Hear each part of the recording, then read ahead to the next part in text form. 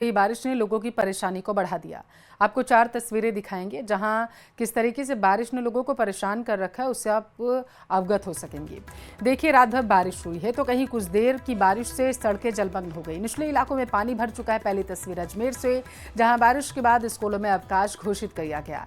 दौसा में भी भारी बारिश से सड़कों पर पानी है। डिडवाना, कुचामन और भरतपुर समेत कई जिलों का लगभग यही हाल है।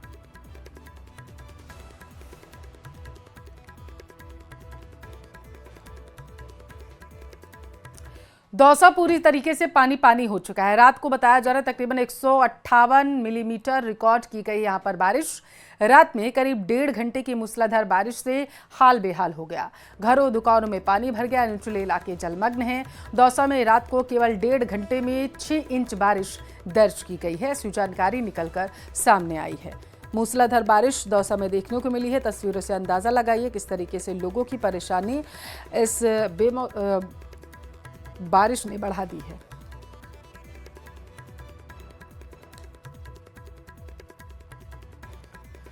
अजमेर के किशनगढ़ से खबर आ रही है। शहर में अलसुबह से जारी है झमाझम बारिश का दौर। बारिश की वजह से निचले इलाके जो हैं वो पूरी तरीके से जलमग्न हो चुके हैं, खास करके कच्ची बस्तियां। बताया जा रहा है marble area, Kishangarh, Hanumangarh mega highway पर पानी भरा हुआ है। जलभराव के चलते मेगा हाईवे पर वाहनों की रफ्तार पर भी ब्रेक पूरी तरीके से लग चुका है। देहात इलाकों में बारिश के बाद मार्ग बंद हो चुके हैं।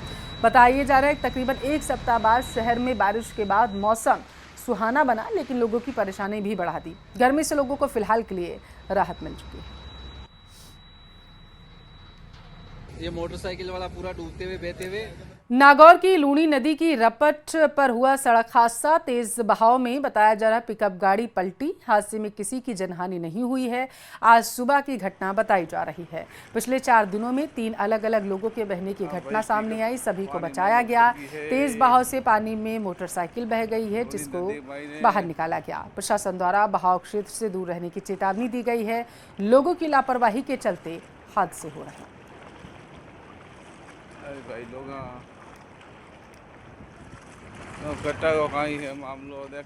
चलना। अजमेर में एक बार फिर से बारिश ने आम लोगों की चिंता को बढ़ा दिया। शनिवार सुबह से हो रही बारिश के चलते अलग अलग स्थान पर जलभराव है, तो वहीं जेएलएन अस्पताल के बाहर भी 2 फीट तक पानी भरा हुआ है। ऐसे में परेशानी लगातार बनी हुई है। इस स्थिति को ध्यान में रखते हुए जिला कलेक्टर बताया जा रहा है सरकारी और गैर सरकारी स्कूलों में अवकाश की घोषणा करते हुए नजर आए हैं।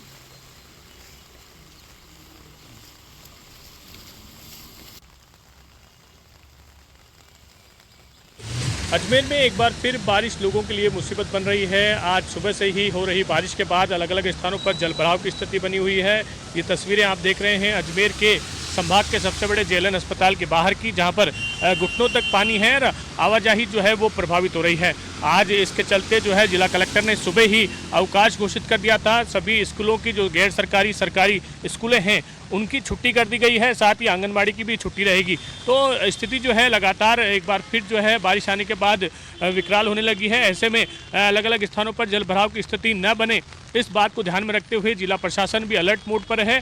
और सुबह तेज बारिश के बाद अब रिमझिम बारिश का दौर शुरू हुआ है। ऐसे में किसी तरह की परेशानी आम जनता के सामने न आए, इसे लेकर तमाम जो तैयारियां हैं वो यहाँ पर की जा रही है। आपदा प्रबंधन की बात करें या फिर जो नगर निगम की बात करें, उनकी ओर से जो है व्यवस्थाएं यहाँ पर की जा रही है। हालांकि जल भराव की स्थिति पिछली बार की तुलना में कम हुई है, क्योंकि बारिश जो है वो धीरे धीरे हो रही है। लेकिन जल भराव के कारण बीच बीच में कई स्थानों पर गड्ढे हैं, सीवरेज की जो लाइनें हैं वो लोगों के लिए मुसीबत यहाँ पर बनती हुई नजर आ रही है। क्योंकि अगर गाड़ी जो है गड्ढों में गिर जाती है या सीवरेज के जो बड़े बड़े गड्ढे हैं उनमें गिर जाती है, तो एक बड़ी परेशानी जो है वो लोगों के सामने खड़ी हो सकती है। आप देखेंगे तस्वीरें, गाड़ियाँ जो है बीच में ही बंद हो रही हैं। जो बड़ी गाड़ियाँ हैं उन्हें भी बेमुश्किल जो है बाहर निकलने को यहाँ पर मजबूर होना पड़ रहा है। तो इस तरह की तस्वीरें हैं वो अजमेर के अलग अलग स्थानों पर देखने को मिल रही है। अनासागर झील पहले ही ओवरफ्लो थी, 2 फीट जो निकासी है उससे की जा रही थी, और एक बार फिर जब सुबह बारिश आई है तो वो ओवरफ्लो हो गई है। तो उसका पानी जो निकल रहा है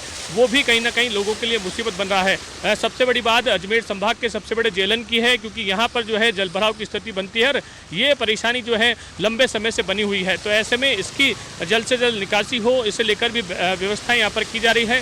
साथ ही इंद्रदेव से भी मैं यहाँ पर जो है मेहरबानी की मांग की जा रही कि जल्द से जल्द जो है वो राहत यहाँ पर प्रदान करें और जो बारिश यहाँ पर हो रही है उसको जो है जल्द से जल्द पानी की निकासी व्यवस्थाएं यहाँ पर जो बनी रहे। कैमरा पर्सन कौशल सेन के साथ अशोक सिंह, न्यूज़ 18 अजमेर। छोटी चूक बड़ी आफत, पानी में सावधानी हटी दुर्घटना घटी, भारी न पड़ जाए पानी से मस्ती। अजमेर में अतिवृष्टि के बीच अलग अलग स्थानों पर हादसों की खबर भी सामने आई है। नालियों, तालाबों और नालों में डूबने से 7 बच्चों की मौत हो गई। वहीं अब पानी निकासी होने के बाद कई जगह हादसों के शिकार हुए लोगों के शव मिले हैं। इन घटनाओं पर गंभीरता दिखाते हुए जिला कलेक्टर ने आम जन से तालाब, एनीकट आदि जल भराव और बहाव वाले स्थानों से दूर रहने की अपील की है। जिला कलेक्टर ने कहा है कि बारिश के दौरान पानी से भरी खानों, गड्ढों, तालाबों आदि में नहाना जानलेवा साबित हो सकता है। अवेयरनेस करें कि गांव में ये हर घर तक ये मैसेज पहुंचाएं, क्योंकि अभी बारिश हुई है और आगे भी बारिश होने का फोरकास्ट है। तो जो भी हमारे स्ट्रक्चर्स हैं जो भरे हुए हैं उनके आसपास कोई फ़ोटो लेने के लिए या नहाने के लिए जाना अवॉइड करें, क्योंकि इससे जनहानि हो सकती है और पशुओं को भी इस तरफ ना ले जाएं, पशु हानि हो सकती है। तो उसी के मद्देनजर ये अपील जारी है। मौसम विभाग ने आगामी दिनों में फिर से तेज बारिश की संभावना जताई है। ऐसे में जिला कलेक्टर ने लोगों को चेताया है कि बरसाती नालों, नदियों, झरनों, पानी से भरे गड्ढों में खेलना, नहाना, बहाव क्षेत्र, जल भराव क्षेत्र में जाना खतरनाक हो सकता है। इसके साथ ही कलेक्टर ने बारिश के दौरान पेड़ों, कच्ची दीवारों, जर्जर मकानों, विद्युत पोल, टीन शेड आदि से भी दूर रहने की अपील की है ताकि कोई हादसा न हो। अजमेर से न्यूज़ 18 राजस्थान के लिए अशोक सिंह भाटी की रिपोर्ट।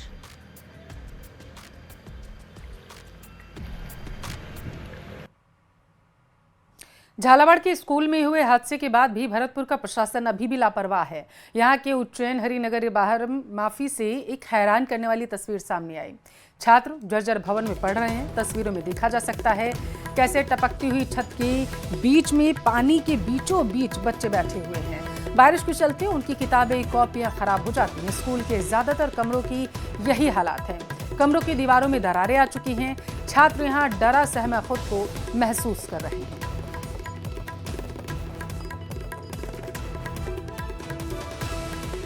तो ये तस्वीरें आप देख रहे हैं और किस तरीके से प्रशासन यहाँ पर भरतपुर का अंजाम बना हुआ है। इससे इन तस्वीरों से अंदाजा लगाया जा सकता है।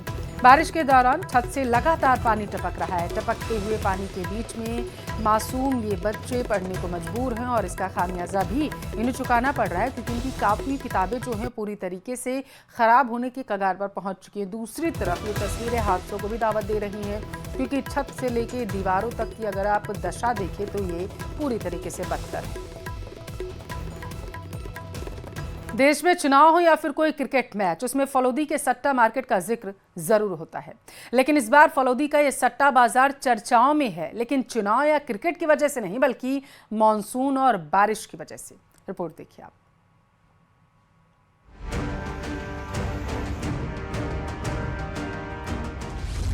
चर्चाओं में मशहूर फलौदी सट्टा बाजार। मॉनसून बरसात को लेकर लग रहे सट्टे। अनुभव से लगाते हैं बारिश का अनुमान। फलौदी जोधपुर के पास एक छोटा सा शहर जो अपने अनोखे सट्टा बाजार के लिए मशहूर है। यूं तो चुनाव के समय नतीजों की भविष्यवाणी को लेकर ये कुछ ज्यादा ही चर्चा में आ जाता है, लेकिन इसका इतिहास और दायरा इससे भी कई ज्यादा बड़ा है। फलौदी में सदियों पुरानी सट्टा लगाने की परंपरा आज भी बरकरार है। शुरू में यहाँ मौसम और खासतौर पर बारिश को लेकर सट्टा लगाया जाता था। बारिश के पूर्वानुमान पर सट्टा लगाना यहाँ स्थानीय लोगों के लिए एक रोचक गतिविधि बन गया। लोग इस बात पर दाम लगाते थे कि कोई विशेष नाला बहेगा या नहीं, तालाब भर जाएगा या नहीं, या फिर किसी दिन बारिश होगी या नहीं। शुरुआत में मौसम और बारिश पर लगा सट्टा, बारिश के पूर्वानुमान पर सट्टा, क्रिकेट पर सट्टा लगाने की शुरुआत हुई। आईपीएल ने सट्टा बाजार को और बड़ा कर दिया। चुनाव परिणामों पर दांव लगाना शुरू किया। आज फलौदी सट्टा बाजार में लोग चुनावी नतीजों से लेकर क्रिकेट मैच और यहाँ तक कि मामूली सी घटनाओं पर भी दांव लगाते हैं। अब फलौदी सट्टा बाजार एक बार फिर चर्चाओं में है, क्योंकि फलौदी में मॉनसून और बरसात को लेकर सट्टे लग रहे हैं। वैसे तो मौसम विभाग के पास तमाम आधुनिक यंत्र हैं, जिससे इस बात का पता लगा लिया जाता है कि प्रदेश में कहां पर और कितनी बारिश होगी। लेकिन फलौदी के लोग आसमान पर नजर डालकर इस बात का पता लगा लेते हैं कि बारिश कितनी होगी। उन्हें अपने अनुभव पर इतना भरोसा है कि वो इस बात को लेकर सट्टा भी लगा लेते हैं। चूंकि कोई ना तो राजनीतिक घटनाक्रम है ना कोई मैचेज है, तो ऐसे में बरसात पर मानसूनी सट्टा लगाने की प्रक्रिया जारी है। 4 स्तर माने गए हैं बरसात के, जिसमें सबसे पहले छपरा, जिसमें कोई व्यक्ति ये कहता है कि घर पर लगा हुआ टीन शेड गिला होगा, या दूसरा व्यक्ति कहता है नाली, यानी कि जो छत की नाली नीचे आती है उसमें से बारिश का पानी बाहर आएगा। तीसरा व्यक्ति कहता है बाड़ा यानी कि सड़क पर जो पानी बहता है यदि वो आता है तो। और चौथा होता है नदी, यानी कि गांव में जो नदी है उसमें पानी बहेगा। इन 4 चीजों पर जो है सट्टा लगता है और अलग अलग भाव तय किए जाते हैं। बारिश को लेकर लगने वाले सट्टे के भाव भी आसमान में छाए हुए बादल के आधार पर तय होते हैं। फलौदी वासी बादल का रंग रूप, घनत्व और गर्जना के आधार पर ये तय करते हैं कि कितनी बारिश होगी और इसी के आधार पर दाव लगाया जाता है। फलौदी में ऐसे कई लोग हैं जो इस सट्टे के चलते कई बार आसमान की ऊंचाइयों पर चढ़े तो कई बार धरातल पर गिर गए, लेकिन सट्टा लगाना बदस्तूर जारी रखा। फलौदी सट्टा बाजार एक बार फिर चर्चा में है और मौसम विभाग की भविष्यवाणी से पहले लोग वहां पर जो है बारिश की घोषणा करते हैं और कितनी बारिश होगी इस विषय पर अपना अपना दाव लगाते हैं और मोटी रकम की लेन देन होती है। कैमरामैन समीर खान के साथ चंद्रशेखर व्यास, न्यूज 18 राजस्थान, जोधपुर। फॉर्च्यूनर सवार प्रजापत के मकान में संचालित एक दुकान में अवैध रूप से बिजली उपयोग की शिकायत पर छापा मारा। वीसीआर भरी थी और इसके बाद चूरू के विद्युत चोरी निरोधक थाने में शिकायत दर्ज कराई गई थी। सुजानगढ़ के सरोठिया गांव का था। 8 जनवरी 2020 को नरेंद्र पारिक सहायक अभियंता सुजानगढ़ ने रूपाराम प्रजापत जो थे उनके घर पे जो दुकान बनी हुई थी उसकी वीसीआर बनी थी। उसके बाद में पुलिस उसकी 90/2020 एपीटी थाना चुरू में एफआईआर दर्ज हुई। अनुसंधान के बाद पुलिस ने उसका जो लड़का था हीरा उसको मुलजिम माना, क्योंकि वो उस दुकान का उपयोग वो वही कर रहा था। उसके बाद 5 साल तक जो चला प्रकरण सेशन न्यायालय में, आज माननीय डीजे साहब रविंद्र कुमार जी ने उसका फैसला सुनाया है। वो मुलजिम को 1 साल का साधारण कारावास और 18,76,641 रुपये का जुर्माने का सजा सुनाई। चित्तौड़गढ़ जिले के मेवाड़ के सुप्रसिद्ध कृष्णधाम सावलिया जी में भगवान श्री सावलिया सेठ के भंडार की दूसरे चरण में गणना पूरी हो चुकी है। भंडार से 10 करोड़ 50 लाख रुपए मिले। हर महीने बता दें कि कृष्ण पक्ष चतुर्दशी और अमावस्या को भगवान श्री सावलिया सेठ का 2 दिवसीय मासिक मेला आयोजित किया जाता है।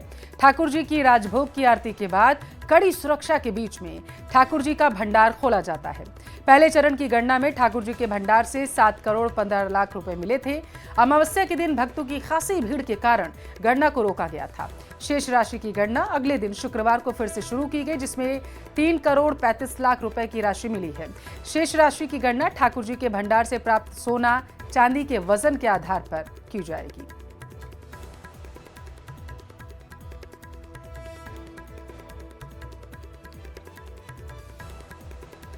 राजस्थान हाईकोर्ट में एक बार फिर से सब इंस्पेक्टर भर्ती 2021 के पेपर लीक मामले में सुनवाई हुई। सुनवाई के दौरान कोर्ट में आरपीएससी सेक्रेटरी का कैमरा ट्रायल हुआ। जस्टिस समीर जैन की एकल पीठ अब 28 जुलाई यानी कि सोमवार को सुनवाई फिर से करेगी।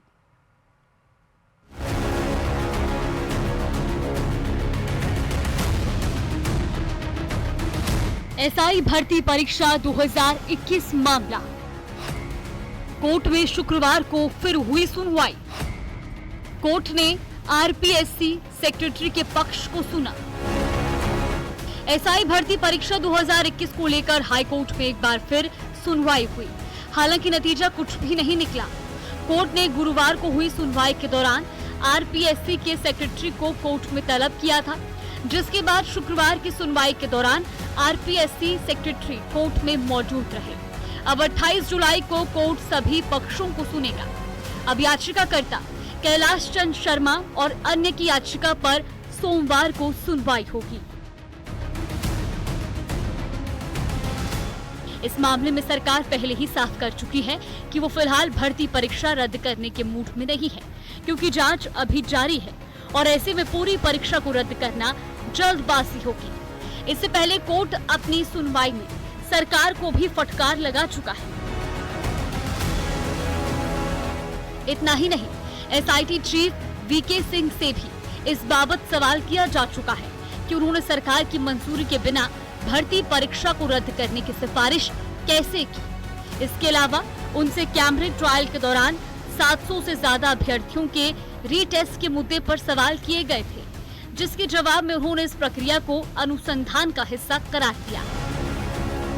भर्ती परीक्षा रद्द करने को लेकर सुनवाई फरवरी 2025 से चल रही है, लेकिन जुलाई 2025 की शुरुआत से खासकर 1 जुलाई को सरकार द्वारा भर्ती रद्द न करने के फैसले के बाद सुनवाई काफी तेज और लगातार हो गई है और कोर्ट इस मामले को अंतिम रूप देने की कोशिश कर रहा है। अब सबकी निगाहें 28 जुलाई की सुनवाई पर है। राज्य सरकार ने हाईकोर्ट में अपना रुख स्पष्ट कर दिया है कि वो फिलहाल एसआई भर्ती 2021 को रद्द नहीं करेगी, लेकिन हाईकोर्ट सरकार और जांच एजेंसियों के रुख से संतुष्ट नहीं है। Bureau report, news 18 Rajasthan. छात्र संघ चुनाव की मांग को लेकर शुरू हुआ छात्रों के विरोध प्रदर्शन का सिलसिला खत्म होने का नाम नहीं ले रहा। जयपुर में दूसरे दिन छात्रों ने एक बार फिर से राजस्थान यूनिवर्सिटी में विरोध प्रदर्शन किया, लेकिन शुक्रवार का प्रदर्शन विश्वविद्यालय कैंपस के अंदर हुआ है।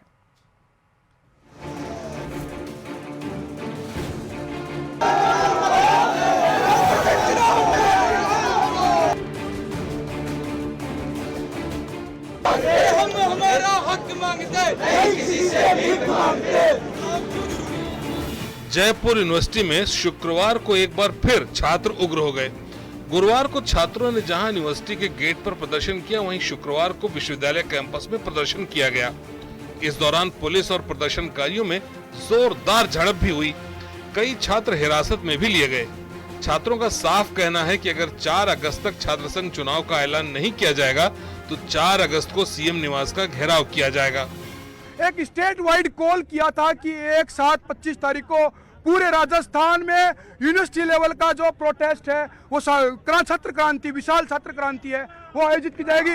इसके माध्यम से सरकार को 9 दिन का अल्टीमेटम दिया जाएगा कि आप छात्र संघ चुनाव की घोषणा 4 जुलाई तक नहीं करते हैं तो 4 अगस्त तक नहीं करते हैं तो 4 अगस्त को मुख्यमंत्री निवास का घेराव 20,000 की तादाद में पूरे राजस्थान के नौजवान करेंगे। ऑल राजस्थान छात्र संघ चुनाव संघर्ष समिति के बैनर तले प्रदर्शन कर रहे छात्रों ने अपनी रणनीति साफ कर दी है। छात्रों का कहना है कि शनिवार से 50 छात्र संघ नेता हर एक जिले में जाएंगे।